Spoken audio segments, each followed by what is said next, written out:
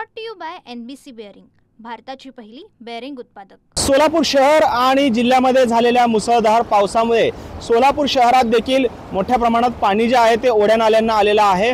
आपण जर पाहिलं तर जुना पुणा नाका येथील हा जुना सोलापूर पुणे हायवेवरचा हा रस्ता आहे आणि हा रस्ता आता वाहतुकीसाठी बंद करण्यात आलेला आहे, कारण गेल्या 2 ते 3 दिवसांपासून सोलापूर शहरालगत मोठ्या प्रमाणात पाऊस झालेला आहे आणि या पावसामुळे सोलापूर शहरालगतच्या वेगवेगळ्या छोट्या उपनद्या असतील, त्याचबरोबरीनं सोलापूर शहराला पाणी पुरवठा करणारं हिप्परगा तलाव आहे ते आता ओव्हरफ्लो झालेलं आहे आणि ते ओव्हरफ्लो झाल्यामुळे त्या हिप्परगा तलावातलं पाणी जे आहे ते या आडेला नदी असेल, त्याचबरोबरीनं हे मोठे नाले आहेत, ओढे आहेत, यांना हे पाणी जे आहे ते या ठिकाणी मोठ्या प्रमाणात आलेलं आहे आणि त्यामुळे ही वाहतूक जी आहे ती आता बंद करण्यात आलेली आहे।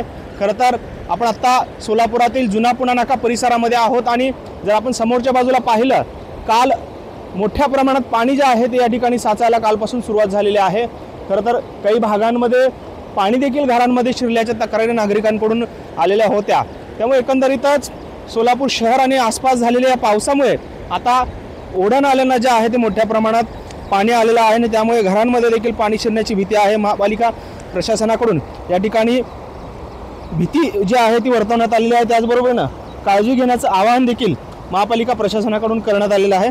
त्यामुळे एकंदरीतच या पावसाचा फटका आता शहरातील नागरिकांना देखील बसताना आपल्याला पाहायला मिळतोय। ग्रामीण भागामध्ये तीच परिस्थिती आहे, आता शहरात देखील तशीच परिस्थिती आहे। त्यामुळे नागरिकांनी सतर्क राहण्याचं आवाहन जे आहे ते महापालिका प्रशासनाकडून कालपासून करण्यात आलेलं आहे। जर का आणखी पाऊस वाढला हिप्परगा तलाव आणि परिसरामध्ये तर लोकांच्या घरामध्ये अवंतीनगर असेल, अभिमानश्रीनगर असेल, या भागातील लोकांची घरं जी आहेत ती देखील पाण्याखाली जाण्याची शक्यता या ठिकाणी वर्तवली जात आहे। कॅमेरामन विजय आवटेसह Sagar Suravase, TV9 Marathi, Solapur. Brought to you by NBC bearing, भारताची पहिली बेअरिंग उत्पादक।